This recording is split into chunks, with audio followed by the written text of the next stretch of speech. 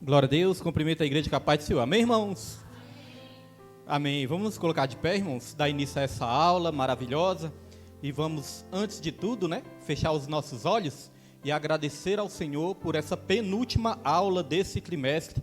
Vamos estar agradecendo a Deus. Senhor Deus, Pai querido e amado, Pai todo-poderoso, meu Deus, em nome do nosso Senhor e Salvador Jesus Cristo, aqui estamos para te agradecer por mais essa oportunidade que o Senhor nos concede de estarmos aprendendo da tua poderosa palavra nessa noite. Esse tema tão importante que é andar no Espírito. E como nós precisamos, Senhor, estar andando no Espírito todos os dias das nossas vidas, para que a gente venha resistir a todas as tentações da carne, Pai, para que a gente venha resistir a todas as investidas do Satanás, nós precisamos ser cheios do Teu Espírito Santo, para fazermos as escolhas certas, para tomarmos as decisões que temos que tomar segundo a Tua vontade, Pai. Então que hoje nós venhamos aprender com a Tua palavra como que nós podemos ser crentes cheios do Teu Espírito, andando segundo o Teu querer, Pai.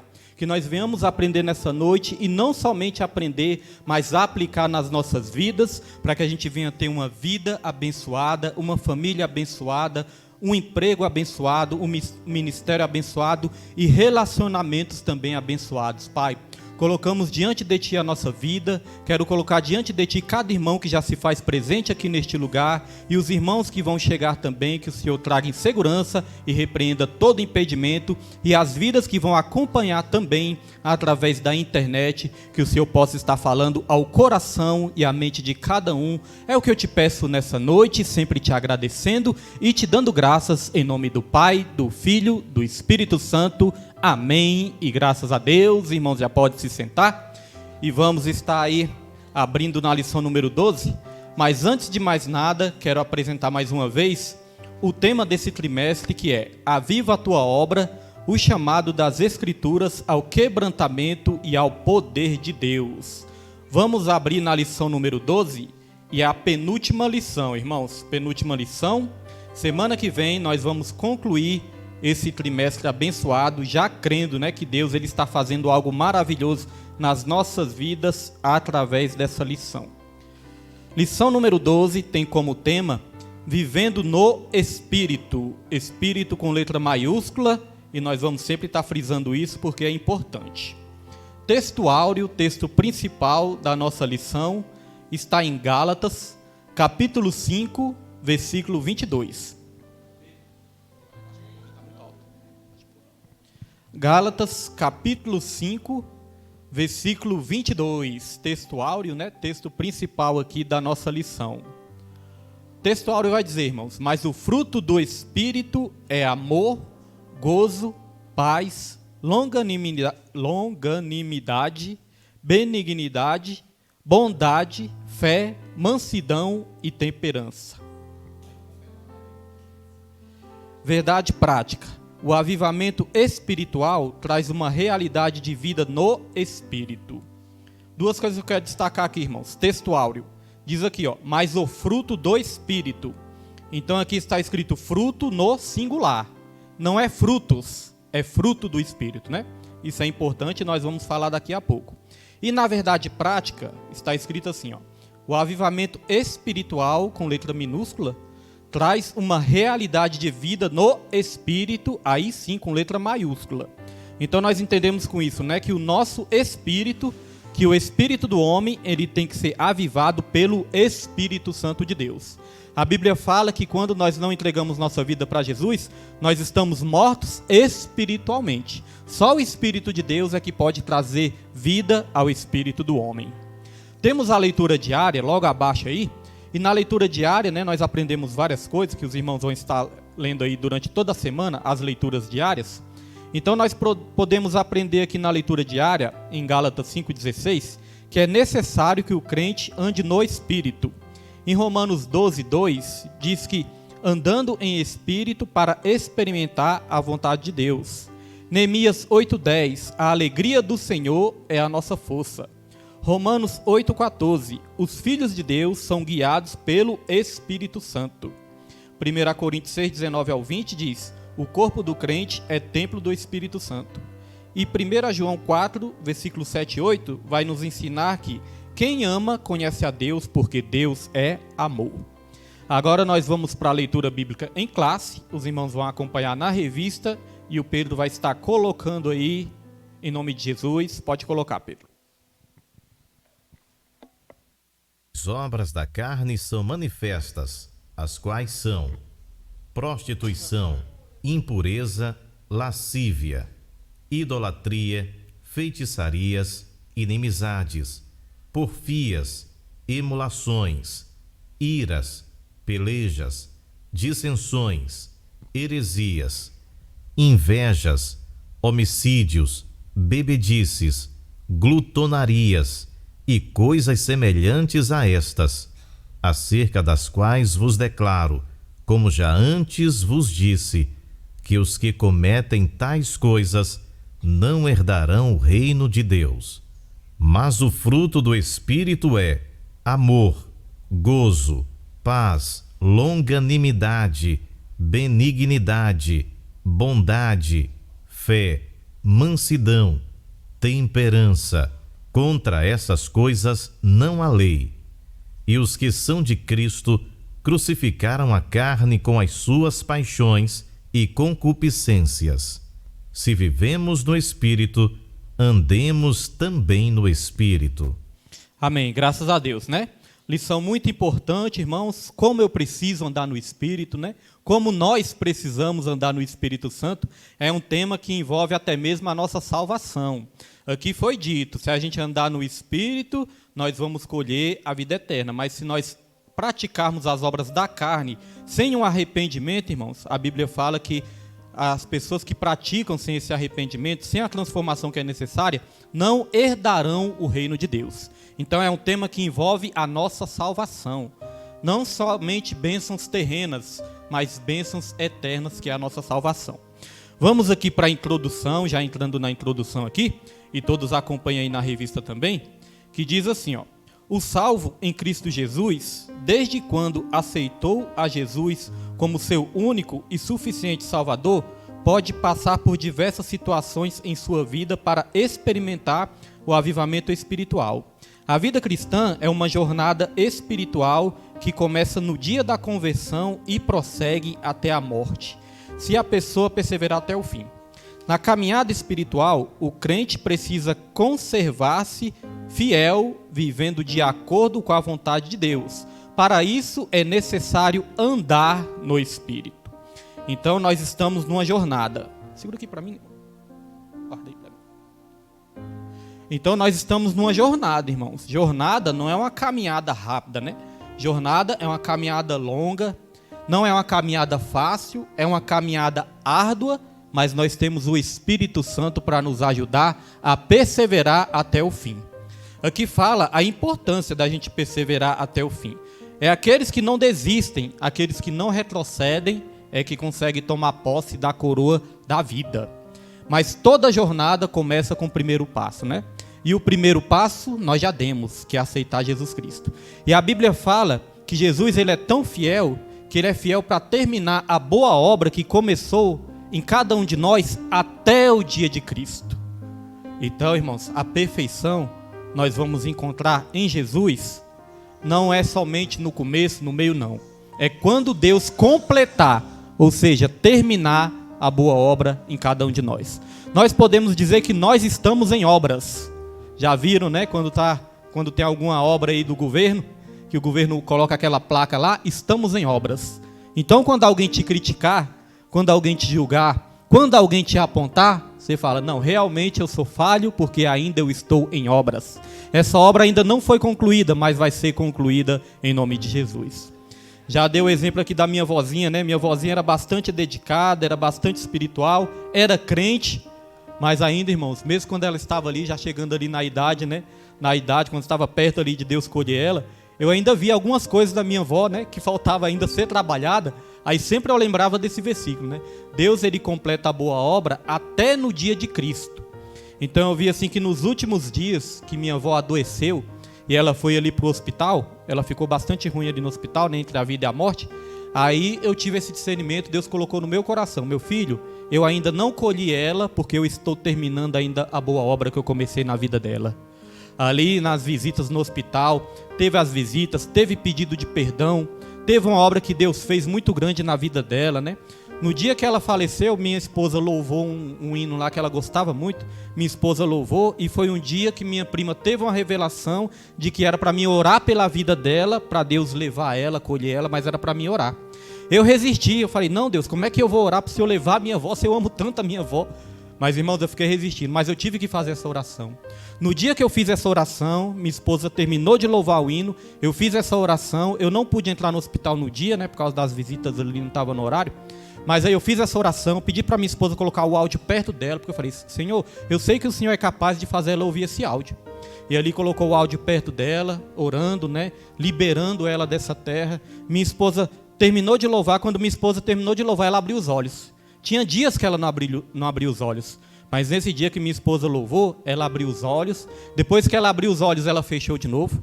Aí minha esposa falou, olha, ela faleceu, falou com os médicos lá. Os médicos ficaram até nervosos, né? Que faleceu o quê? Como é que você sabe que ela faleceu? Aí começou a colocar os aparelhos lá e tudo. Mas quando foi ver, irmãos, realmente Deus tinha acabado de colher ela. Então veja, né, a obra que Deus tinha que fazer ainda, completar aquela boa obra, né? Teve pedido de perdão. Eu mesmo, a última vez que eu visitei ela, eu abracei ela e falei, vó, me perdoe por todas as vezes que eu não tive paciência com a senhora, às vezes que eu fui grosso com a senhora, me perdoe, me chorei, ela reagiu, ela se mexeu assim. Irmãos, foi algo muito forte, mas Deus estava terminando a boa obra. Com seu pai também, né, missionária Neide? Pai da Neide também, né? Teve pedido de perdão, os filhos foram lá, teve liberação de perdão também, né? Então é Deus, irmãos, termina a boa obra até o dia de Cristo. Então, prosseguindo aqui, irmãos, eu destaquei também, né? Que o crente salvo em Jesus, ele tem que passar por diversas situações em sua vida para experimentar o avivamento espiritual. Então, nós vamos ter que passar por diversas situações. E não é só coisas boas não, porque as coisas boas, né, é fácil. A gente fica alegre, a gente agradece, a gente dá glória a Deus. Nós vamos ter que passar pelo estreito, irmãos. Mas por quê? Porque Deus, ele quer nos avivar, quer nos dar vida através do Espírito Santo de Deus. A Bíblia fala que as tribulações do presente não se comparam com as glórias do porvir. As provações são totalmente necessárias nas nossas vidas para nos dar a vida espiritual. No finalzinho aqui fala da necessidade, né, que é necessário andar no Espírito. E sobre essa questão de andar no Espírito, nós vamos desenvolver aqui já no primeiro tópico, né? Já vamos aqui desenvolver no primeiro tópico, que diz assim, ó, a vida no Espírito. Subtópico 1, andando em Espírito. Na Bíblia, o verbo andar tem o sentido figurado de viver, experienciar, praticar e conduzir na vida espiritual. Por isso Paulo escreve, digo, porém, andai em espírito e não cumprireis a concupiscência da carne. O andar em espírito, com E maiúsculo, tem um significado espiritual muito elevado e profundo. É ter uma vida cristã subordinada à direção do Espírito Santo, pautada nos ditames da santa palavra de Deus. É ter uma vida espiritualmente avivada. Então, como nós sempre falamos aqui durante todo esse trimestre, durante toda essa lição, né? Ter uma vida avivada é andar com Cristo, é andar no Espírito Santo, é obedecer a palavra, é praticar a palavra do Senhor, né? Não é só movimento, mas é ter uma vida com Cristo, é ter o caráter aperfeiçoado por Cristo, é ter o fruto do Espírito produzido dentro de cada um de nós. Não é só um culto avivado, não é só um movimento, não é só aquela euforia toda, não, irmãos. É ter uma vida com Deus. Você vai estar na sua casa, você vai estar no seu trabalho, no seu colégio, na sociedade, na família. Você sendo crente avivado, você vai ter esse contato, essa comunhão com Deus. E isso Deus vai usar para você também ganhar muitas vidas que estão por aí também, precisando desse avivamento também. Na questão de andar no Espírito, nós temos aqui em Romanos 8, versículo 16, quando fala de Espírito com letra maiúscula, né? E Espírito com letra minúscula, é importante ler esse versículo, que diz assim, ó, Romanos 8, versículo 16, diz assim, irmãos, ó, o mesmo Espírito, veja que está com letra maiúscula, testifica com o nosso Espírito que somos filhos de Deus. Então o Espírito de Deus testifica no nosso homem interior que nós somos o quê? Filhos de Deus. aquela certeza da salvação que nós temos, né? Nós sabemos que nós somos falhos, somos errantes, irmãos, mas dentro de nós temos a certeza pela fé da salvação. A certeza que nós temos que ter da salvação é pela fé. Essa certeza não pode ser pelas nossas obras. Nós não podemos ter a certeza da salvação pelas nossas obras. Ah, eu sou salvo porque eu vou na igreja. Não. Ah, eu sou salvo porque eu dou o meu dízimo, né?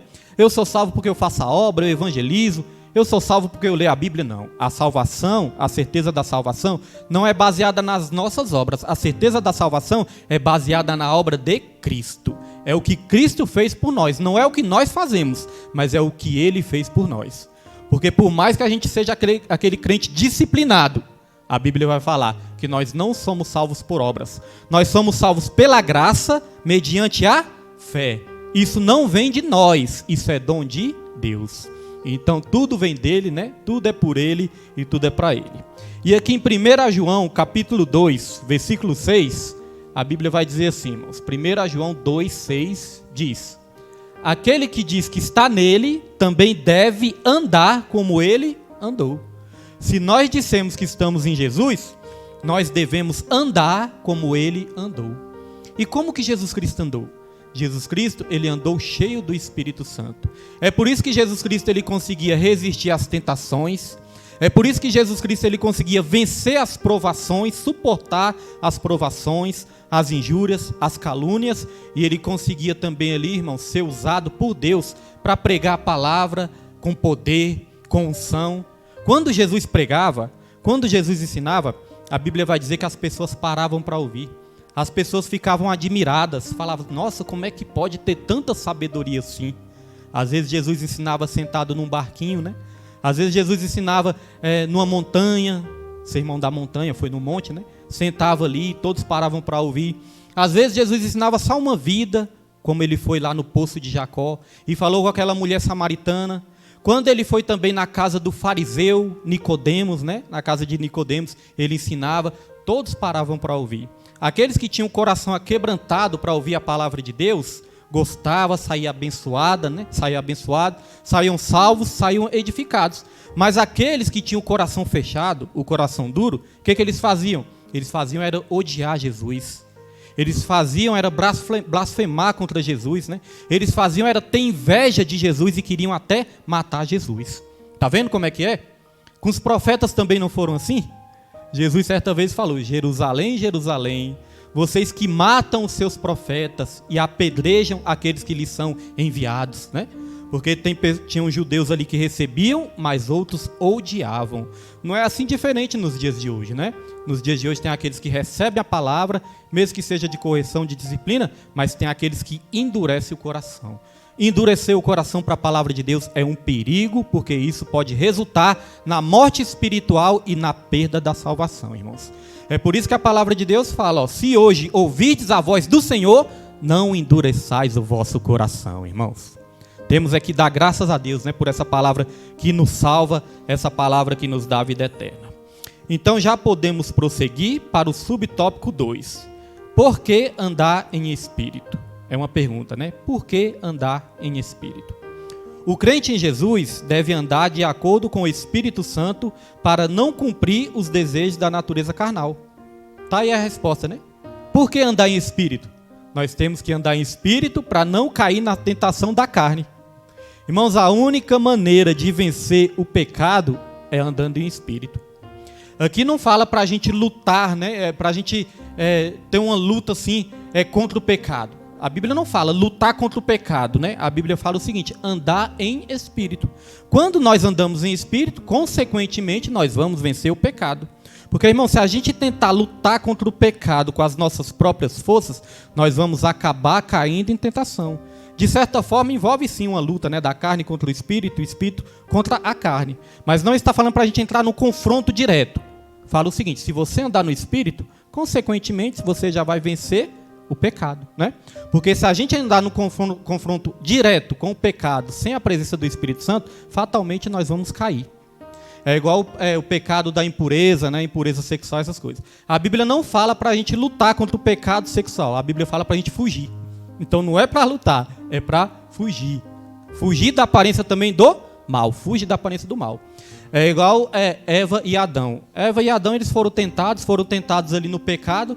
Aí o que acontece, irmãos? Quando eles foram tentados ali no pecado, eles começaram a dar conversa para o diabo, né? O diabo começou ali com os argumentos deles. E eles começaram ali no embate, começaram ali discutindo, começaram conversando.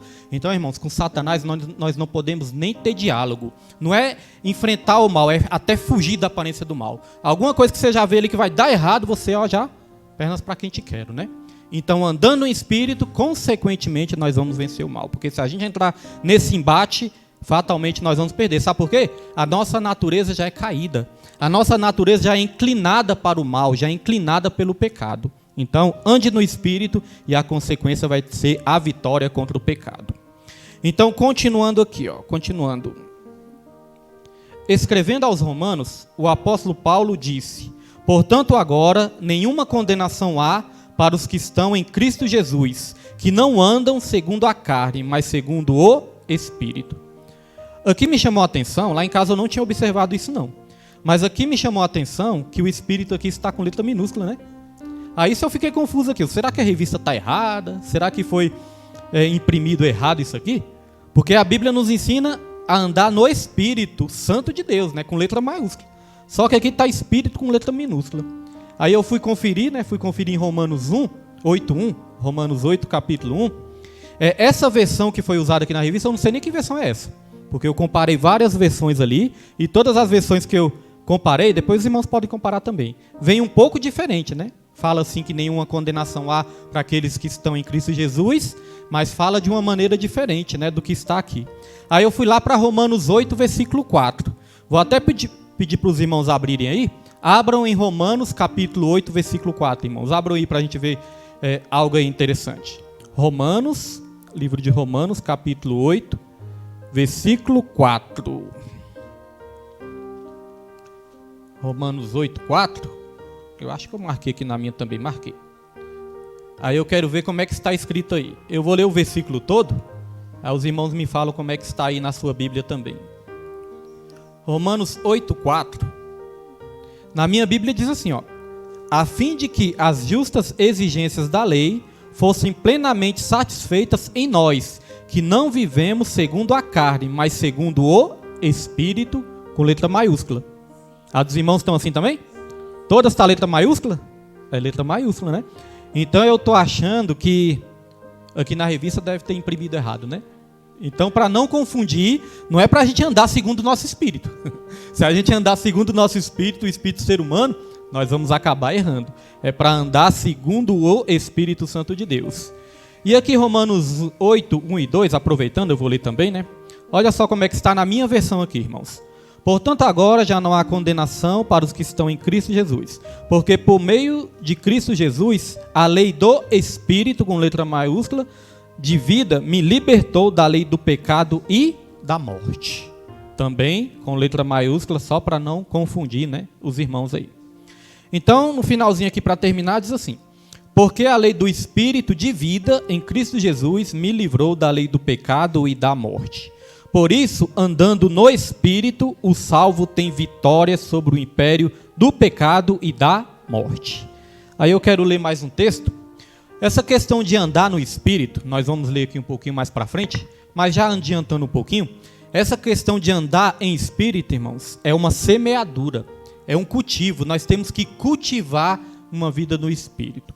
Quem já plantou ou quem ainda planta, sabe o que é cultivar, né? Cultivar não é só plantar, irmãos. É só plantar, cultivar? Se você plantar um pé de árvore ali, largar ele para lá, né? Pode até ser que por acaso ele sobreviva, mas se você não cuidar, é perigoso ele morrer, né? Então cultivar não é só plantar, não é só plantar, largar para lá e pronto. Não. Cultivar é você cuidar. Você planta, você rega. Quando precisa de um adubo, você coloca um adubozinho ali. Quando precisa podar, você poda. Quando precisa ali limpar ao redor, você limpa também. Você vai acompanhando, então é todo um cultivo. É esse cultivo espiritual que nós temos que ter também. Tudo aquilo que nós plantamos, nós vamos colher depois. E olha só o que fala aqui em Gálatas, capítulo 6, versículo 8. Coloca aí, Pedro. Gálatas, capítulo 6, versículo 8. Olha só. Porque o que semeia na sua carne, da carne colherá a corrupção. Mas o que semeia no Espírito, do Espírito ceifará a vida eterna. Quem semeia na carne, tem uma tradução que vai dizer que vai colher a morte, né? Quem semeia na carne vai acabar colhendo a morte. Mas quem semeia no Espírito, do Espírito colherá a vida eterna. Então, a queda do ser humano, irmãos, nós temos que entender o seguinte: toda queda começa ali com pequenas atitudes, né? Às vezes com pequenas coisas tem um início a uma grande queda. Se vocês forem olhar para a história de Sansão, qual foi o pecado que fez Sansão cair? Foi o pecado da imoralidade sexual, né? Ele se juntou ali com prostitutas, até que ele conheceu Dalila, né? Estava esquecendo o nome da mulher, irmãos. Até que ele se juntou com Dalila, né? E ali, quando ele se juntou com Dalila, ele já tinha uma ordem, ele era nazireu. Os nazireus não poderiam se juntar com mulheres estrangeiras. Não podia cortar o cabelo, não podia beber vinho e não podia se juntar com mulheres estrangeiras. Dalila era uma mulher estrangeira. E ali foi a queda de Sansão. Só que a queda de Sansão foi ali naquele exato momento ou começou lá atrás? Quando vocês forem olhar, ler a Bíblia ali, né? O que acontece? Vai dizer que Sansão ele já se envolvia com prostitutas, já se envolvia com outras mulheres estrangeiras. Dalila foi só o desfecho, mas o começo foi tudo ali quando começou com uma pequena brecha. Então, uma brecha que não é fechada, irmãos, uma brecha que não é fechada, lá na frente ela se torna uma tragédia. Uma pequena coisa, um pequeno pecado, quando não é curado e uma brecha que não é fechada, se torna uma tragédia lá na frente. Judas, a Bíblia vai dizer que Judas traiu Jesus e chegou ao ponto de vender Jesus por 30 moedas. Só que foi ali que foi a queda de Judas? Não. A queda de Judas começou lá atrás. Porque a Bíblia vai ensinar que ele já era ganancioso. Quando aquela mulher do vaso de alabastro lançou o seu perfume precioso sobre os pés de Jesus, vai dizer que Judas, né, falou assim: por que não vende? Por que não vende para dar para os pobres? Mas na verdade ele não estava preocupado com os pobres. Ele estava preocupado com o perfume que era caro. Vai dizer que Judas era o tesoureiro. Olha só. Deram o galinheiro para o lobo cuidar, né? Colocaram o lobo para cuidar do galinheiro. Vai dizer que Judas era o tesoureiro. E ele fazia o quê? Ele desviava moedas das ofertas para colocar nas bolsas ali. Então veja que essa brecha já era lá atrás. Aí eu lembrei da frase que eu queria lembrar. A fraqueza, quando não é tratada, e a brecha, quando não é fechada, vira uma tragédia lá na frente. Então tudo começa com as pequenas coisas. E às vezes nós estamos dizendo: eu sei que isso aqui é errado, mas tem nada a ver não, só um errinho só. Só um pecadinho só, né? Só uns pecadinhos, tem nada a ver não. Aí lá no livro também de Cantares, vai dizer o seguinte no livro de Cantares, né? Apanhai as raposinhas. Apanhar as raposinhas para que não destrua as vinhas, né? As vinhas eram plantação de uvas. E por que se preocupar com as raposinhas tão pequenininhas? Irmãos, no tempo dos judeus ali, os judeus tinham a tradição também de plantar uvas, né? Fazia vinho, suco. Então eles tinham a tradição de plantar uvas. E ali os judeus, eles cercavam as plantações com cercas. As cercas quadriculadas, né, segundo alguns estudos, depende do estudo. Quando eu falo assim, irmãos, segundo os estudos, é porque lá em casa eu tenho umas 4 bíblias de estudo. Então, uma bíblia de estudo fala que pode ser uma situação, aí quando eu vou ler em outra bíblia de estudo, fala que pode ser outra. Por isso que eu falo: irmão, pode ser isso, pode ser aquilo, porque depende do estudioso também, né, do historiador. Mas segundo os estudiosos, as cercas ali, as plantações de vinha, eram cercadas e essas cercas eram quadriculadas. Só que esses quadrados, eles conseguiam ali evitar que as raposas grandes entrassem para destruir a vinha. Mas não conseguia evitar que as raposinhas pequenas entrassem. As raposinhas pequenas entravam. Eles achavam que não era grande problema, né? As raposinhas dessa aí não tem problema nenhum. Só que, irmãos, elas começavam a comer. Elas não conseguiam comer as folhas, né? Que eram pequenininhas. Mas elas começavam a comer os brotinhos. Começavam a comer as raízes dos pés de vinha, de uva, né? Então, quando elas comiam ali as raízes dos pés de uvas, quando via que não, as uvas já estavam tudo secando. Aí as uvas começavam a secar tudo e eles não sabiam o que era. Por que está tudo morrendo? Parece que está tudo normal. As raposinhas pequenininhas comendo as raízes. É assim na nossa vida também. Aqueles pecadinhos que a gente acha tão pequenininho que não tem nada a ver, irmãos. Aquele pecadinho ali vai acumulando um atrás do outro, um atrás do outro. Quando vê que não, a vida espiritual já se acabou do crente, né? Morre espiritualmente. A Bíblia vai dizer que quando o Espírito Santo deixou Sansão, Sansão nem percebeu. Foi assim com Saul também. Diz que quando o Espírito Santo se afastou de Saul, Saul nem percebeu, mas já estava caído, já estava morto espiritual. É perigoso acontecer isso na vida do crente. Talvez o crente nem percebe, mas quando vê que não, já está morto espiritual. Por quê? Por causa dos pecadinhos que vão se acumulando. E a Bíblia fala, o salário do pecado é a morte. Então a Bíblia fala que um abismo chama outro abismo. Às vezes a pessoa pensa assim, negócio de beber, a Bíblia fala que não pode é embriagar. Então vou tomar só um golezinho aqui. Aí toma um golezinho, aí depois toma outro, aí depois vai se acostumando, né? Não, tomar uma só para almoçar. Depois que almoça, tomar uma ali, né? Só para fazer a digestão. Depois que faz a digestão, não, acho que vou tomar uma para dormir, estou sem sono. Irmãos, vai acumulando, vai... porque a mente do cristão é perigosamente ficar cauterizada. A Bíblia fala, cuidado para não cauterizar sua mente. E o que é cauterizar a mente? Quando você se machuca, por exemplo, você corta alguma parte do seu corpo, aí o que acontece ali, irmãos? Na hora que o corte está aberto, dói, né? Dói, arde. Você está o tempo todo lembrando daquele machucado, porque o machucado está ardendo. A ferida está aberta. Mas depois que cicatriza, você não sente mais nada. É como se nem tivesse mais o machucado, né? Não sente mais. Então, cauterizar significa cicatrizar. Se a nossa mente ficar cauterizada, irmãos, nós não vamos mais nem perceber que nós estamos pecando. Nós vamos pecar e não vamos sentir nada, não vamos nem se incomodar mais com o pecado.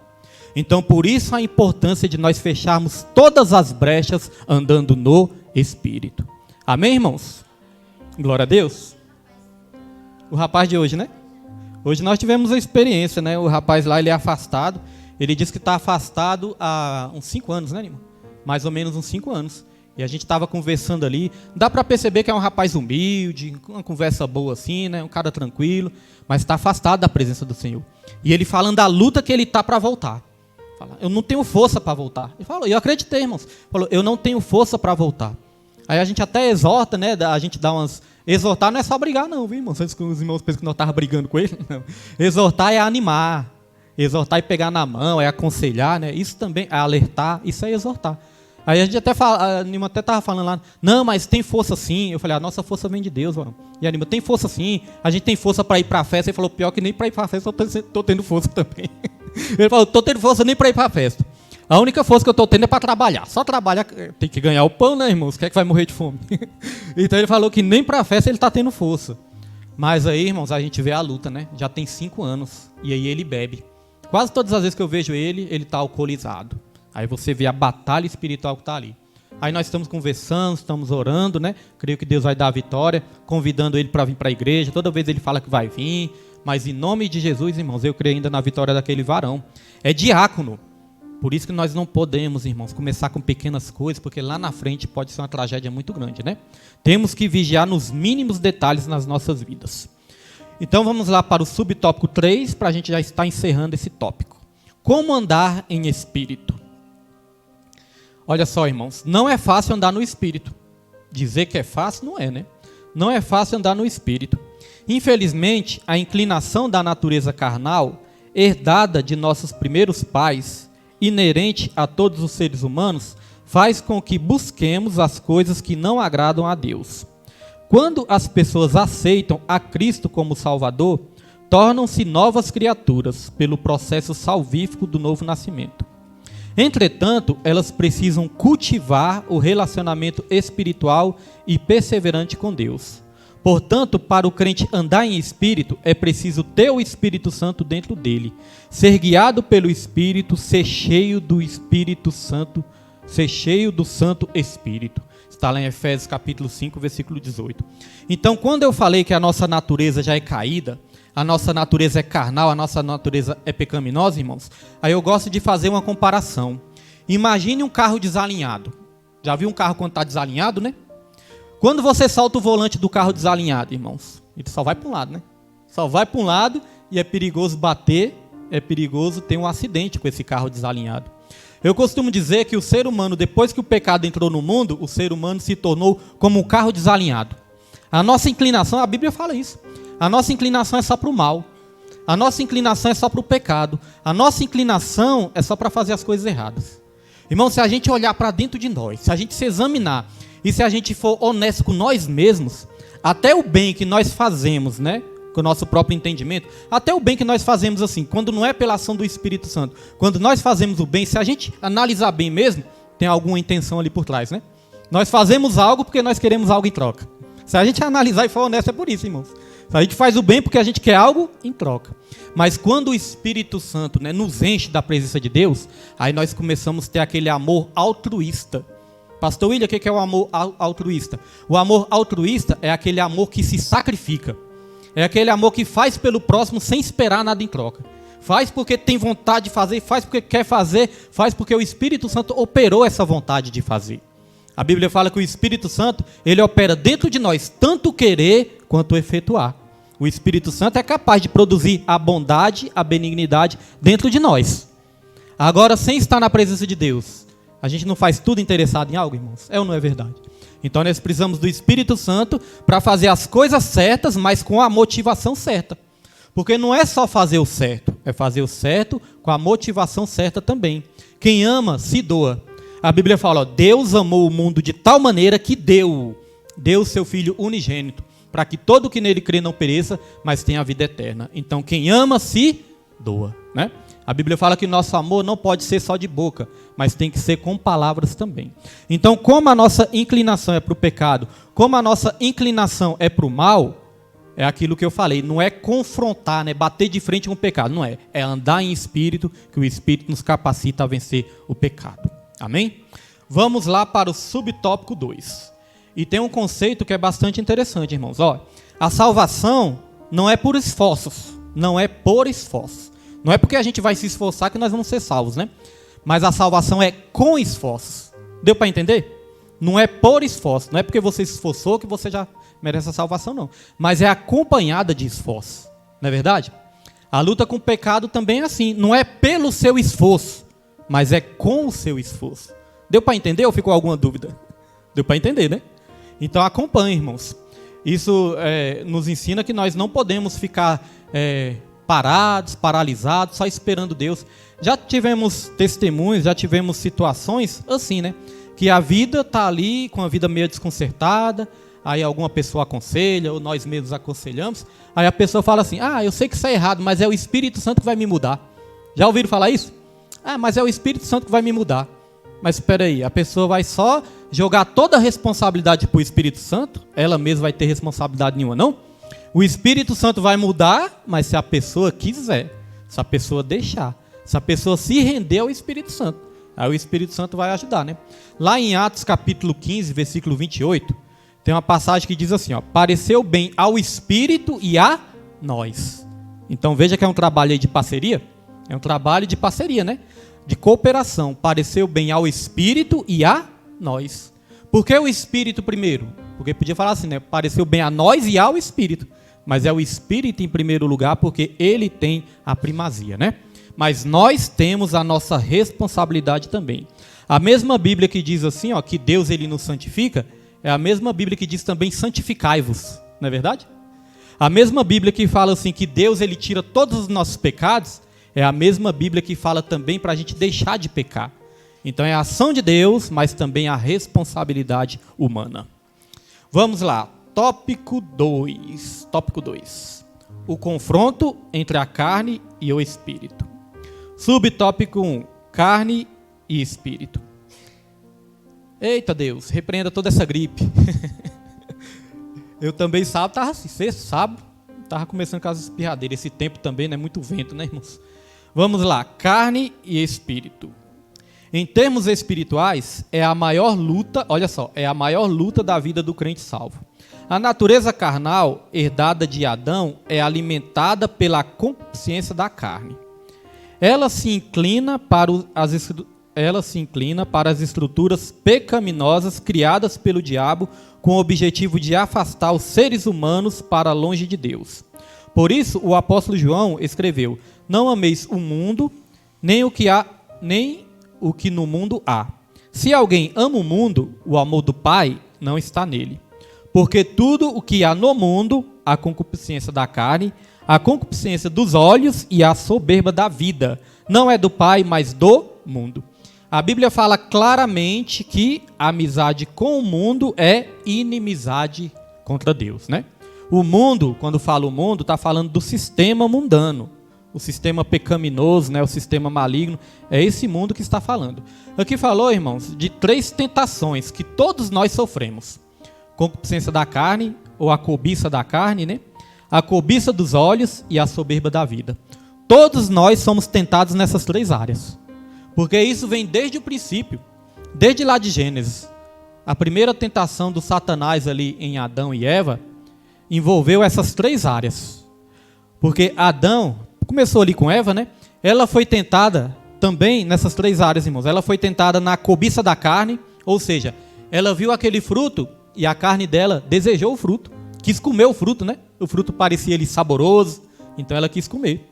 Ela foi tentada também na cobiça dos olhos, ou seja, quando ela olhou ali para o fruto, né? Aquilo pareceu agradável aos olhos, aquilo ali despertou a cobiça dos olhos dela, né? E ela foi tentada também na soberba da vida, porque Satanás falou assim, ó, o dia que você comer desse fruto, você vai ser igual a Deus. Olha a soberba da vida aí, o orgulho da vida. Você vai ser igual a Deus, você vai ter entendimento, você vai ter o conhecimento do bem e do mal. Então as 3 áreas, carne, olhos e soberba da vida. Por que o mundo vai de mal a pior, irmãos? Porque o ser humano se rende cada vez mais à tentação dos olhos, deseja as coisas, né? Cobiça as coisas, a tentação da carne e também desejo de poder, desejo de riqueza, desejo de ser visto, desejo de ser admirado, desejo de ter fama, desejo de ter glória. Está vendo que envolve essas 3 áreas? Nós temos também Davi. Davi, ele foi tentado, quando ele adulterou ali com Batseba, ele foi tentado e ele caiu nessas 3 áreas. Davi, ele era o rei. Aí no lugar dele estar na guerra, ele estava no palácio. É o rei. Ele pensou, eu sou o rei mesmo, o que eu vou ficar fazendo no meio da guerra? Deixa que os soldados vão lá. Só que essa guerra era para ele estar lá também comandando o exército dele. Só que ele estava descansando, estava no palácio dele no lugar de estar na guerra. O que é isso? É a soberba da vida. Ele foi tentado na soberba da vida. Aí vai dizer que ele viu uma mulher nua tomando banho. Quando ele olhou a mulher nua, cobiça dos olhos. E ali ele desejou a mulher nua, né? Quando ele desejou, o que é isso? Cobiça da carne. Tentado nas 3 áreas. Irmãos, até Jesus foi tentado nessas 3 áreas. A Bíblia fala que Jesus ele foi tentado em tudo, porém não pecou. Quando Jesus foi para o deserto, que ele foi fazer aquele jejum de 40 dias, vai dizer que o diabo foi lá para tentar Jesus. Aí o que o diabo fez? O diabo usou essas 3 áreas aqui para tentar Jesus. O diabo falou, se você é o filho de Deus, transforme essas pedras em pães. Porque Jesus ele estava com fome. Com fome significa o quê? A vontade da carne. A cobiça da carne, porque naquele momento ele estava no propósito, ele não podia comer, estava no propósito com Deus, né? Então o diabo ele usou o quê? A cobiça da carne. O diabo ele transportou Jesus para o pináculo do templo e falou assim, ó, se você é o filho de Deus, lançou Jesus, transportou Jesus para o pináculo do templo e falou assim, ó, todas essas riquezas aí, ó, tá vendo essa riqueza, essas cidades, tudo isso, todas essas riquezas eu te darei se você prostrado me adorar. O que é isso? Cobiça dos olhos. Ele mostrou para Jesus as riquezas, cobiça dos olhos. Aí o diabo também, irmãos, usou a soberba da vida. O diabo ele falou assim, ó, se você é realmente o filho de Deus, se lance daqui de cima, que Deus ele vai dar ordem aos seus anjos para te segurar, não deixar nenhum mal te acontecer. O que é isso? A soberba da vida. Se você é o filho de Deus, se lança daqui. E a Bíblia fala para não tentar o Senhor Deus, né? Nosso Deus. Então veja que até Jesus foi tentado nessas 3 áreas. E nós também somos tentados nessas 3 áreas. E a única maneira de vencer, irmãos, é andando no Espírito. Então vamos lá, continuando aqui. Eu já li tudo? Ou não? Parei Parei aqui, né? Mais do mundo, né? Infelizmente, tá. Infelizmente, muitas pessoas não querem saber de Deus. Elas são seduzidas e afastadas para longe de Deus por meio de vários instrumentos, pelas falsas religiões, pelo humanismo, materialismo e etc. Como resultado, as pessoas se esquecem de Deus e procuram agradar ao diabo e à própria natureza carnal, corrompida pelo pecado. Não por acaso o apóstolo Paulo admoestou a respeito dessa luta entre a carne e o espírito. Nota que carne está com letra minúscula, né? A carne é do homem, né? Nota que o espírito está com letra maiúscula. A carne está falando o quê? Da nossa natureza. E o espírito está falando do Espírito Santo de Deus. Está vendo que a luta, irmãos, é entre a nossa carne e o Espírito de Deus? Está vendo? É entre a nossa carne e o Espírito de Deus. Por exemplo, quando o Espírito de Deus te impulsiona a orar. Aí o que a carne fala? Vou nada, estou cansado, estou com preguiça, estou com sono, estou fraco. Hoje o rapaz que foi lá na loja também falou que todos os dias Deus acorda ele no mesmo horário que ele orava antes. Ele disse que orava de madrugada, mas depois parou de orar, se afastou dos caminhos do Senhor. Mas diz que Deus, ele todo dia acorda ele no mesmo horário. Aí ele diz que fica assim e fala, Deus, me perdoe, não vou não. E não vai, irmãos. Ele falou, ele foi sincero, né? Falou, Deus, me perdoe, mas eu estou com sono, estou fraco. E não vai, irmãos. Então veja, o Espírito Santo acordando, mas a carne lutando contra o Espírito. Então veja que essa luta do Espírito contra a carne não é da nossa carne contra o nosso Espírito. É da nossa carne contra o Espírito de Deus, resistindo, né? Quando o Espírito de Deus fala assim, vai lá para o estudo bíblico, vai lá, o estudo bíblico é bom, você vai ser abençoado. Aí nossa carne, não, estou cansado, estou com preguiça, vai me dar sono, né, irmãos? É a luta da nossa carne contra o Espírito. Eu lembro quando eu comecei a fazer aula de teologia, né, já contei aqui para os irmãos, eu fazia aula de teologia, aí eu ia, acordava 6 horas da manhã do domingo, 6 horas da manhã eu acordava, tomava aquele banho, chamava a Nilma e falava, vamos Nilma, para o estudo. Aí a Nilma não queria me contrariar, né, ela até fingia que estava alegre, bora para o estudo, é uma bênção, bora, é um estudo abençoado. Aí a gente ia, né, irmãos? Aí estava lá. Irmãos, a professora dando aula, acho que é por causa do chamado, né? Eu sempre gostei muito da palavra de Deus. A palavra de Deus sempre me encantou. Aí a professora dando aula ali, aí tinha hora que eu estava me arrepiando, tinha hora que eu estava chorando, saindo lágrimas nos olhos. Eu falei, nossa, mas que palavra maravilhosa, que coisa maravilhosa. Aí eu falava, nossa, Nilma, que palavra abençoada, né, Nilma? Aí quando eu olhava, a Nilma estava. Às vezes quando eu falava, né, Nilma? Ela não sabia nem o que eu estava falando. Mas é a luta da carne contra o Espírito, irmãos. E a nossa carne, né? Jesus, quando chamou os discípulos para o Getsemane, vai dizer que Jesus, 3 vezes que ele foi orar, as 3 vezes que ele voltou, os discípulos estavam lá, dormindo. Aí Jesus falou, será que vocês não podem nem uma horinha sequer, orar comigo? Olha, irmãos, 1 hora. Será que vocês não podem nem 1 hora orar comigo? Acho que hoje em dia, se Jesus, né, chegasse para perto de nós, de muitos de nós, acho que ele ia dizer assim, será que vocês nem 15 minutos estão aguentando mais? Nem 15, nem 20 minutos estão aguentando mais? Orar? Aí Jesus falou, vigiai e orai para não entrar em tentação. Na verdade, o espírito está pronto, mas a carne, ela é fraca. Nosso espírito já foi tocado pelo Espírito Santo e nosso espírito até quer, mas a carne, irmãos, é fraca. Mas no caso de muitos crentes, a carne está sendo forte, né? Está vencendo a luta, então está sendo forte. Porque, irmãos, é por isso que nós temos que entender o contexto. Quando Jesus Cristo falou assim, na verdade o espírito está pronto, mas a carne ela é fraca, Jesus não estava dizendo que a gente ia ter um pretexto para se render ao pecado, não, né? Porque tem muitas vezes a pessoa peca e fala, eu peco porque a carne é fraca. Eu peco porque a carne é fraca, mas no caso da pessoa está sendo forte, né? Porque está vencendo, irmãos. Jesus ele estava falando para a gente ser guerreiro, né? Para a gente vigiar e orar para não cair em tentação. Tem uma oração que nós podemos fazer. Jesus ensinou. A oração do Pai Nosso fala, livrai-nos do mal, né? Não nos deixe cair em tentação. E às vezes a gente esquece de orar isso, né, irmãos? Pedir para Deus, para nos ajudar, para nos avivar, mas também tem coisas que nós podemos, né, fazer, irmãos, para vencer essa luta também. Nós podemos muito bem cuidar do nosso físico, cuidar da nossa saúde, irmãos. Podemos fazer exercícios físicos, dormir bem, isso vai nos dar mais vigor. Então, às vezes, é falta também de sabedoria nossa nessa terra também para a gente ter mais vigor. Amém? Não somente depender do Espírito Santo, né? Mas também ter a nossa parte a fazer. Vamos lá, subtópico 2, para encerrarmos esse tópico, as obras da carne. Tem muitas coisas que o crente fala, é o diabo. Tem muitas coisas que não é o diabo, não. Tem muitas coisas que é as obras da carne. Não é verdade? Então diz aqui, as Marina gostou. Tem coisa que a gente fala, é o diabo. O diabo não, meu filho, é as obras da carne que você está praticando. Aí o diabo está lá longe, tem nada a ver com isso, não está nem sabendo dessa história aí. Irmãos. Então vamos lá, as obras da carne.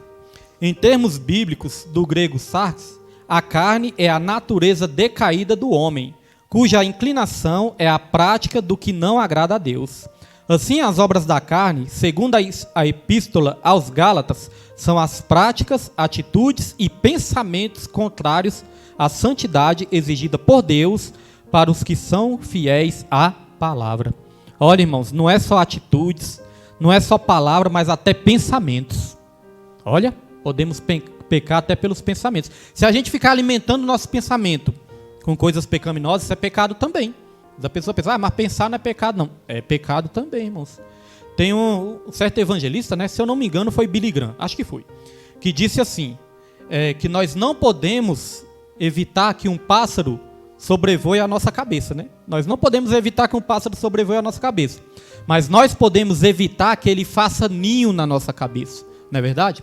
Então, quer dizer, tem coisas que nós não podemos evitar mesmo, mas tem coisas que nós podemos evitar, irmãos. Então, a questão do pensamento, a nossa mente é o maior campo de batalha que existe, é na nossa mente. E como vencer pensamentos ruins? A Bíblia fala, pensar em tudo que é bom, justo, agradável, de boa fama, seja isso que ocupe os vossos pensamentos. Ocupar os nossos pensamentos com as coisas referentes ao reino de Deus, irmãos, para vencer as obras da carne. Aqui diz também, ó, deixa eu ver onde eu parei. Identificadas em pelo menos 15 tipos, sem fechar a lista. É isso mesmo? Né? Identificada em pelo menos 15 tipos, sem fechar a lista, pois o autor bíblico acrescenta, e coisas semelhantes a essas obras podem ser classificadas em várias categorias: práticas sexuais ilícitas, práticas religiosas, mau relacionamento humano e vícios e maus hábitos. O apóstolo Paulo encerra essa parte da carta dizendo que os que cometem tais coisas não herdarão o reino de Deus. Vamos só voltar aqui um pouquinho na leitura bíblica em classe, irmãos? Leitura bíblica em classe que tem na revista dos irmãos também. Volte aí um pouquinho para a gente ver uma coisa interessante. Ó. Leitura bíblica em classe. Todos acharam? Se alguém não achar, me fala aí que é importante. Então diz aqui, ó, no comecinho aqui, Gálatas 5, né, no versículo 19. Diz aqui, ó, olha só as obras da carne. Olha o que envolve as obras da carne, ó.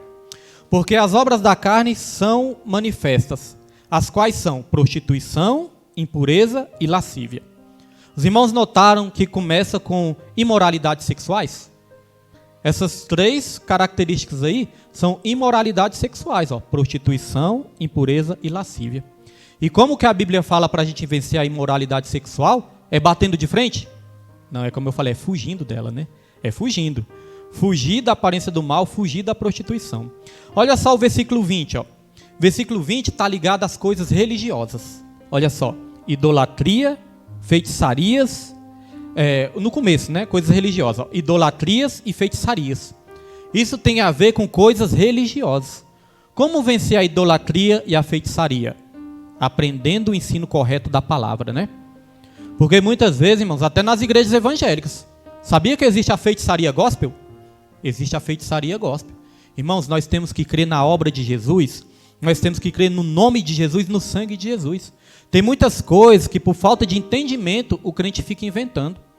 Igual no começo da minha caminhada, né? Irmãos, eu não estou julgando aqui ninguém que pode praticar isso, não estou julgando. Só estou querendo aqui, né, trazer algo mais profundo. Porque, por exemplo, no começo da minha caminhada, certa vez eu conheci um missionário, e esse missionário falou assim, olha, eu peguei uma garrafa, né? Eu peguei 1 litro de óleo, eu peguei esse óleo e eu enterrei esse óleo lá no monte, deixei enterrado por 40 dias. Depois que eu deixei enterrado por 40 dias, eu tirei esse óleo lá e esse óleo, onde colocava esse óleo, ficou poderoso. Fico pensando, peraí, irmãos, o poder está no óleo enterrado por 40 dias? Isso não é tipo uma crendice, né? Uma crendice, né? Isso é um misticismo, coisas místicas. E as coisas de Deus não são coisas místicas, são coisas espirituais e sobrenaturais. Pode falar, irmão.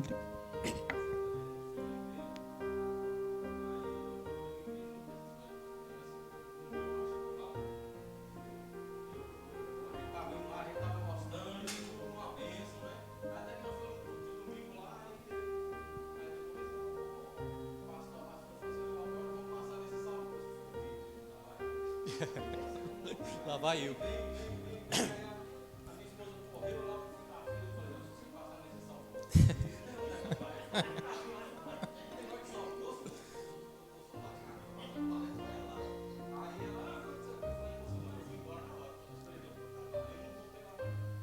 Aí, ó.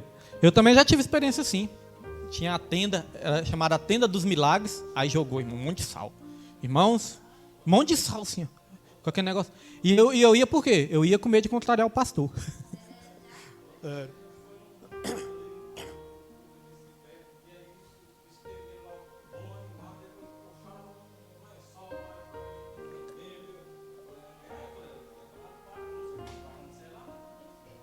Tá vendo? Mas é verdade. Então, irmãos, isso aí se torna uma feitiçaria evangélica, né? Uma feitiçaria gospel. Igual aquela questão, às vezes objetos. Por exemplo, se eu comprasse aqui um monte de candelabrozinho, né? Aqueles candelabros. Já vi essa prática também. Comprava esses candelabros e dava pro irmão e falava, ó, você vai levar esse candelabro para casa? E a maioria são vendidos, né? Ah, você dá tanto, leva o candelabro para casa. Aí você leva para casa, coloca lá na sua estante e todo o mal vai cair por terra. Vai espantar todo o mal. Espera aí, o poder está no objeto? Não é mais no nome de Jesus, não? Então, irmãos, isso se torna o quê? Uma idolatria e uma feitiçaria.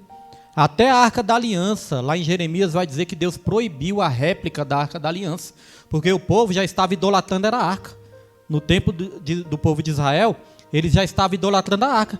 Eles achavam que todas as vezes que eles iam guerrear, se a arca não estivesse lá, eles iam perder a guerra.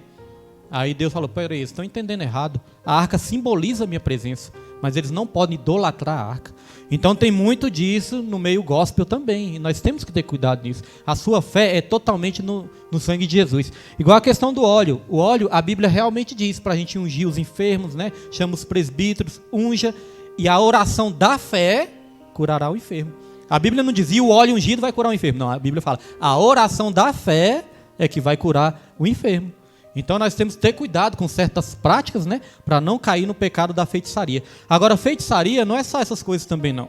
Por exemplo, no momento que eu estou desejando mal para o meu irmão, no momento que eu estou com o meu coração magoado com o meu irmão, odiando o meu irmão, né, pensamento contrário ao meu irmão, isso é uma feitiçaria. Porque você está desejando coisa ruim.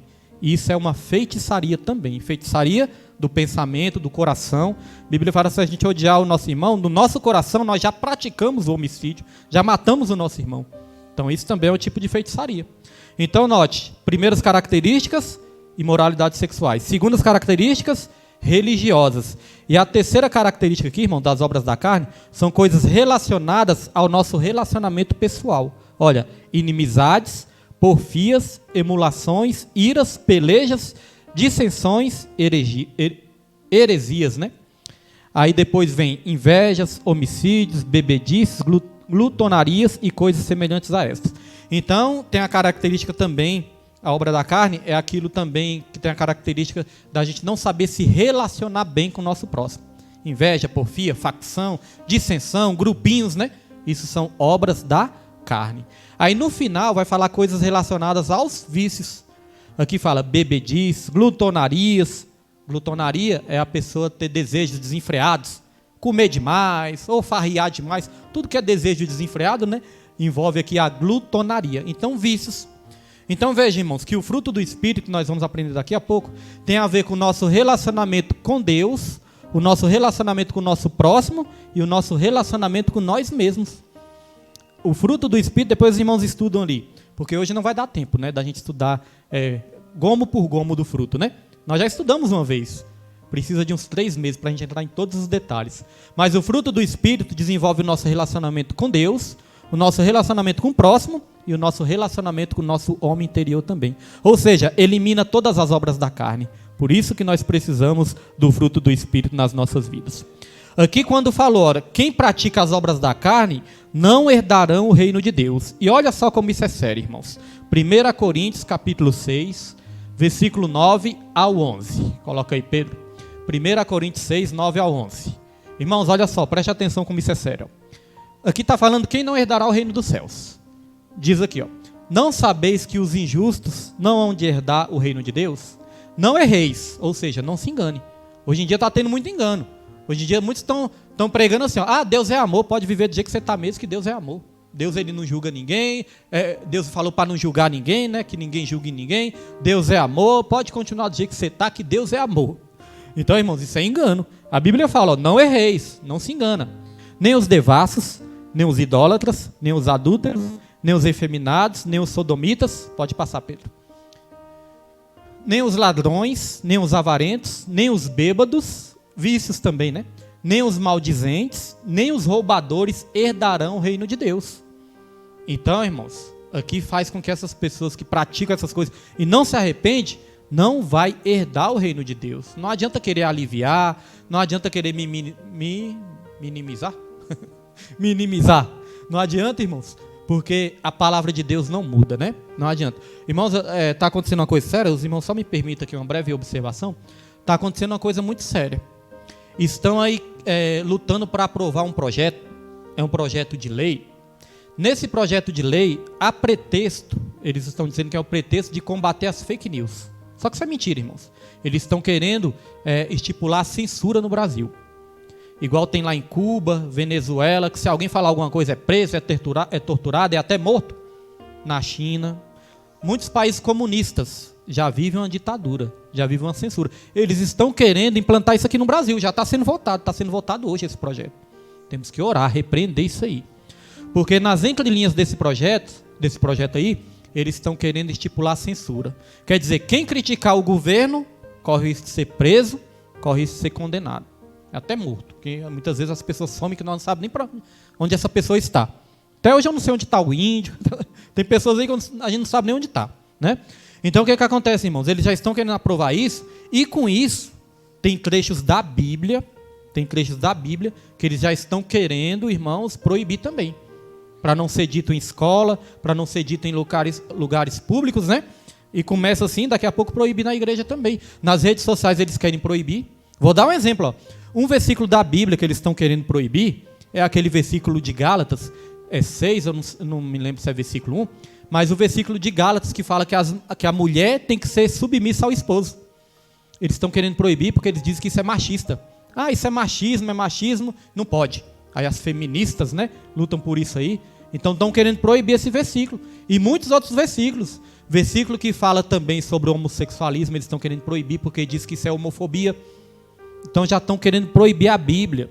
Se um pastor pregar que é pecado, o pastor pode ser calado e preso. Se você colocar na sua rede social, é perigoso eles tirar a sua rede social, bloquear a sua rede social. Então já estão votando esse projeto. Pastor, vai votar ainda? Já estão votando hoje esse projeto. Tem deputados conservadores, né, lutando contra, mas os outros já estão querendo que aprove.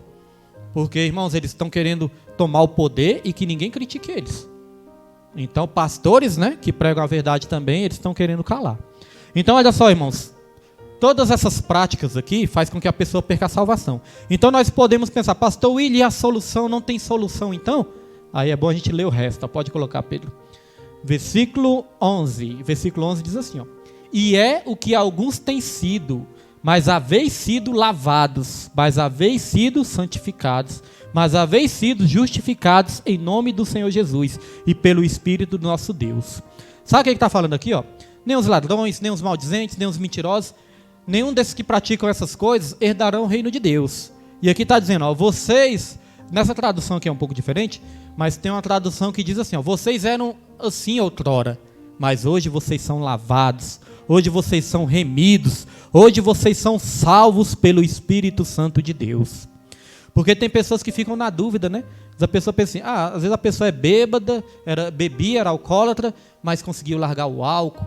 Às vezes a pessoa era maldizente, mas hoje em dia a pessoa é uma bênção de Deus. Aí tem pessoas, irmãos, que pensam que não tem solução para o homossexualismo. Tem pessoas que acham que não existe, né, libertação, que não existe cura para o homossexualismo. Não, mas a Bíblia está falando também que um daqueles crentes de Corintos também já foram no passado homossexuais e hoje foram o quê? Libertos. Então Cristo liberta, Cristo cura. Essa coisa de não existe cura. Existe cura, Jesus é a cura. Tem um canal de um pastor que às vezes eu acompanho. Esse pastor, ele é um ex-travesti. Ele se vestia de mulher mesmo, ele tinha relacionamento, né, com pessoas do mesmo sexo. Hoje em dia, irmãos, ele se libertou e hoje em dia ele é usado para resgatar milhares de pessoas também que têm o mesmo problema que ele tinha. E ele tem milhares de seguidores, milhares de vidas que foram totalmente libertas, totalmente curadas, né? Travestis que outrora se vestiam de mulher, hoje em dia, né, retomou a identidade de homem, se casou e tem filhos e é uma bênção de Deus. Então, irmãos, Deus, ele liberta, né? Não importa o problema, ele liberta. Cristo é a saída. Não existe caso perdido. Vamos lá para o tópico 3, para nós estarmos aqui encerrando no final, né? Tópico 3, o avivamento pelo fruto do Espírito. Vamos aqui dar uma passada no fruto do Espírito. E o subtópico 1 diz assim, ó, o fruto do Espírito. Dons e fruto do Espírito são características essenciais para a vida e o caráter cristão. Então, tanto os dons como o fruto são ferramentas, né? São coisas importantíssimas para a nossa vida, viu, irmãos? É importante buscar os dons e é importante buscar o fruto também. O uso dos dons espirituais, sem a prática do fruto do Espírito, pode ser apenas uma demonstração de egoísmo e exibicionismo. Então, usar o dom espiritual, mas sem ter o caráter transformado, pode causar isso, egoísmo. A pessoa só quer ali ser cheio de poder, né? Só quer ser o profeta, mas pode causar também o exibicionismo. Quantos não usam os dons espirituais para se exibir, né? Para aparecer para o homem, para dizer que é o mais espiritual que os outros. Então isso está faltando o quê? O caráter ser transformado, né? Veja que o caráter é tão importante quanto os dons. Então diz aqui, ó, nem todos os cristãos são portadores da graça de dons espirituais, mas todos devem experimentar e testemunhar o fruto do Espírito em sua vida. Então, mesmo que o crente não seja aquele crente cheio dos dons espirituais, irmãos, mas o mais importante é ter o fruto. Porque não são os dons que salvam, o que salva é o fruto. Isso é bíblico, né? Que a palavra de Deus fala que muitos chegarão naquele grande dia: Senhor, eu curei, eu profetizei, eu fiz milagres, e Jesus, ó, apartai-vos de mim que eu não vos conheço. Vocês praticam a iniquidade. Vocês têm dom, mas não têm caráter. Então o caráter traz salvação, mas o dom não. Então isso é importante saber, né? Então diz aqui, ó, um cristão não pode dar bom testemunho sem a unidade do fruto do Espírito. Não pode ter amor sem ter fé. Não pode ter gozo, alegria e não ter benignidade, bondade ou temperança. Um aspecto do fruto não pode ser desassociado do outro. Podemos usar o exemplo de uma fruta, como uma laranja, que tem vários gomos, mas é um só fruto. Então, irmãos, não é só ter um gomo desse fruto, né? Não é ter só uma característica. Por exemplo, não é ter só amor. Não adianta eu ter só amor e não ter fé. Não é ter só fé. Não adianta eu manifestar a fé, mas não ter benignidade, né? O cristão aperfeiçoado pelo Espírito, ele evolui em todas essas características do fruto do Espírito. Amor, paz, alegria, benignidade, né? Ele desenvolve tudo isso. Não é só uma característica, mas é todas as características.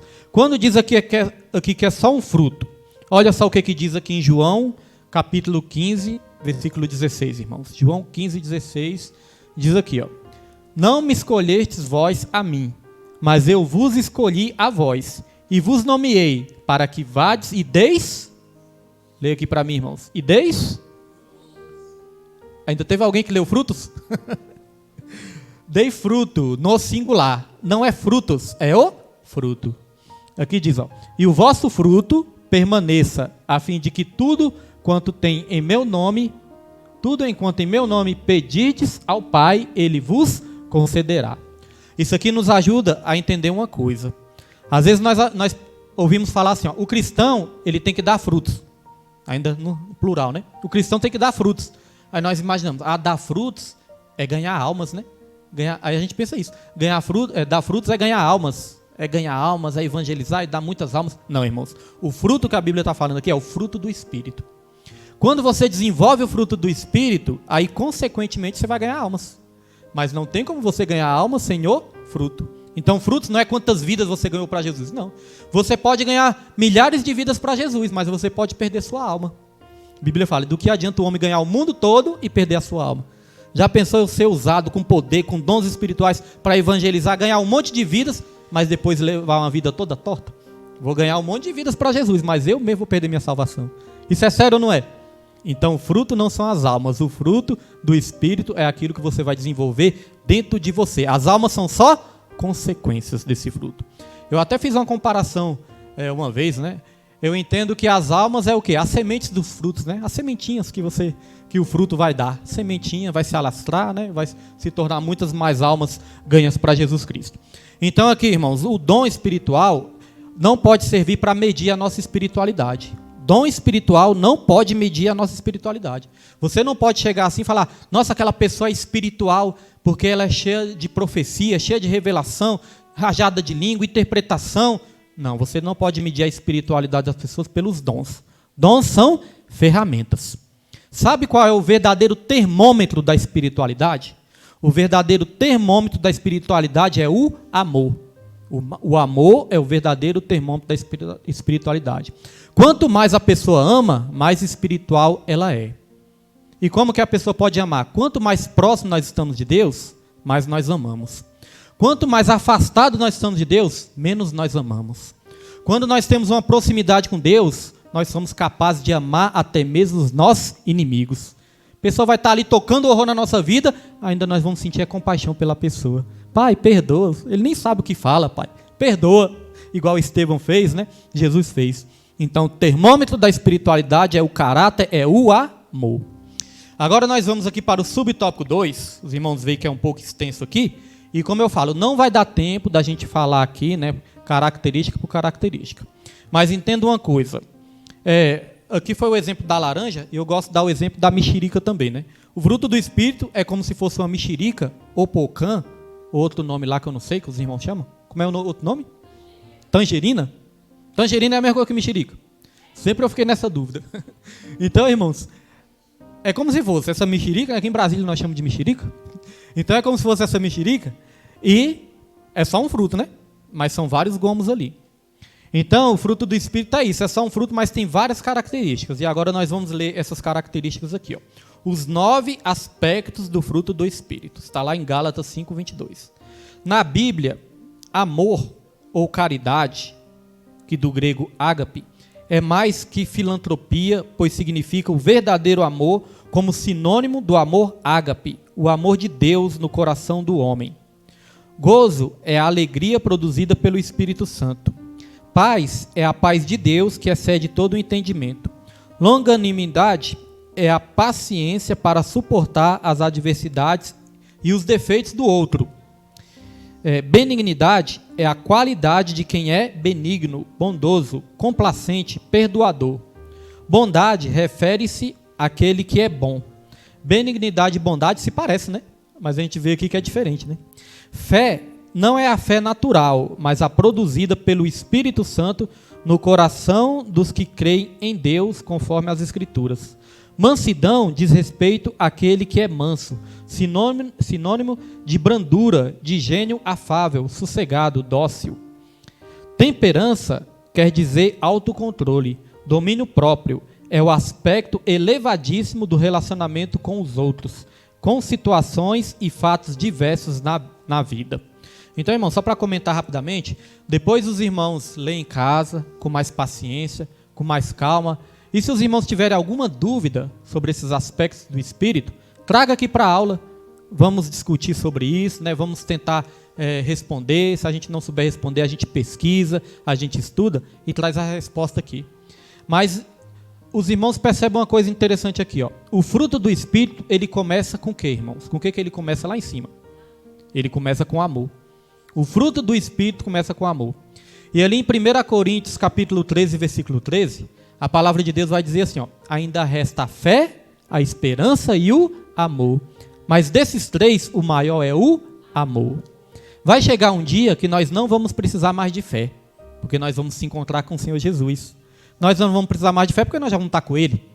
Então não vamos precisar da fé. Vai chegar um dia que nós não vamos precisar mais de esperança, porque Jesus Cristo ele vai nos levar para a glória. Então esperar aquilo que nós vemos não é esperança, né? Nós esperamos aquilo que nós não vemos. Então não vamos precisar da esperança. Agora o amor, irmãos, o amor ele é eterno. Por que o amor é eterno? O amor é eterno porque Deus é eterno e Deus ele é o quê? Amor. Então veja que o mais importante na nossa vida não é dom, não é oratória, não é pregar bem, não é louvar bem, né? O mais importante é amar. E amar até mesmo os que nos perseguem. Oh Deus, me ajuda em nome de Jesus. Dizer que é fácil, né, irmãos? Para o homem é impossível, mas para Deus, a Bíblia fala que o amor de Deus é derramado no homem, né, pelo Espírito Santo de Deus. Lá em Romanos capítulo 5, versículo 5, vai dizer, a esperança não nos confunde, porque o amor de Deus é derramado pelo Espírito Santo que nos foi outorgado, né? Não é um amor de amigo, não é um amor de marido e esposa, não é nem um amor de pai e filho, mãe e filho, não. É o amor ágape, um amor incondicional, o amor que não depende de circunstância nenhuma. É o amor que simplesmente ama. Esse foi o amor de Deus. Se for olhar para a nossa vida, irmãos, o ser humano ele toca o terror. Então Deus ele não tinha motivo nenhum para nos amar. Ele nos amou, como diz o evangelista Jefferson, mesmo a gente sendo... como é que o evangelista fala? Ele nos amou Mas ele fala, ele nos amou mesmo nós não sendo amáveis. Né? Então é verdade, irmãos. Ele nos amou quando nós éramos ainda pecadores. Então, para encerrar essa lição, vamos ler aqui o subtópico 3. Contra o fruto do Espírito não há lei. A conclusão de Paulo sobre o fruto do Espírito é impressionante. Ele afirma de modo incisivo e categórico: contra essas coisas não há lei. E os que são de Cristo crucificaram a carne com as suas paixões e concupiscências. Se vivemos no Espírito, andemos também no Espírito. Que Deus nos ajude a cultivar o fruto do Espírito em nossas vidas. Os dons espirituais só têm valor se forem acompanhados do fruto do Espírito. Isso é viver na plenitude do Espírito, tendo uma vida verdadeiramente avivada. Está vendo que uma vida verdadeiramente avivada é o caráter de Cristo? Acho que essa é a melhor definição. Eu estava desde o começo dessa lição, né, desse trimestre, querendo achar assim, uma melhor definição para o que é ser avivado. E não achei. Mas hoje nessa aula Deus me deu aqui agora essa definição. Irmão, ser avivado é o caráter de Cristo forjado em nós. Pronto, isso é ser avivado. Né? Fica fácil de entender, né? Quando a gente define assim de uma maneira mais simples. Então, irmãos, podemos dizer o seguinte: fruto tem a ver com caráter. Dons tem a ver com poder. Mas o caráter protege o poder. Poder sem caráter só vai servir para a gente se corromper e enganar os outros, né? Agora, o poder com caráter vai fazer com que a gente ganhe cada vez mais vidas para o nosso Senhor Jesus Cristo, irmãos. Então, vamos buscar o caráter, vamos buscar os dons sim, mas vamos buscar o caráter de Deus. Vamos combinar uma coisa, irmãos. Eu vou buscar me lembrar, vou até pedir para a Nima me lembrar. Quando eu chegar em casa, eu vou colocar um vídeo. Tem um canal que chama Vai na Bíblia. Alguém já ouviu falar desse canal? Vai na Bíblia? Já? Eu vou colocar um vídeo desse canal que fala sobre o fruto do Espírito. Ele explica assim de uma maneira que fica muito fácil de entender sobre o fruto do Espírito. Então, assim que chegar, eu vou me lembrar de colocar esse vídeo e os irmãos assistam. Tá bom, irmãos? Assistam, porque vai ajudar os irmãos a entender melhor essa aula, o que é o fruto do Espírito. E outra coisa, irmãos, estamos terminando a lição. Vocês não joguem as revistas fora não, viu? Deixa a revista guardadinha. Quando surgir alguma dúvida, vai lá na revista e tira a dúvida, né? Nem tudo que eu ensino aqui, irmãos, às vezes eu erro também, né? A gente não é o dono da sabedoria. Às vezes eu ensino uma coisa aqui, às vezes eu erro, às vezes chega lá na frente eu vi que eu errei. Então a gente pode corrigir, a gente pode voltar atrás, né? Porque o apóstolo Paulo mesmo ele falou: em parte conhecemos e em parte profetizamos. Ou seja, em parte vem de Deus, mas em parte é o nosso entendimento, a nossa inteligência também, né? Não somos perfeitos, então podemos errar também. Então não jogue a revista fora, essas revistas são uma bênção em nome de Jesus. Conclusão diz assim: crentes avivados são beneficiados com grandes bênçãos da parte de Deus, pois eles andam em espírito e não andam conforme as concupiscências da carne. Além dos dons espirituais, eles têm o fruto do Espírito: amor, gozo, paz, longanimidade, benignidade, bondade, fé, mansidão, temperança. Por isso Deus concede bênçãos em abundância sobre os crentes que andam e vivem no Espírito. Bendito o Deus e Pai de nosso Senhor Jesus Cristo, o qual nos abençoou com todas as bênçãos espirituais nos lugares celestiais em Cristo. Acabou, né? Queria ler mais, já ia para a lição 13. Então, irmãos, a lição 13 vai dizer: aviva, ó Senhor, a tua obra, e aí nós vamos encerrar esse trimestre. Quero agradecer os irmãos da internet, né? O Pedro pode encerrar aí.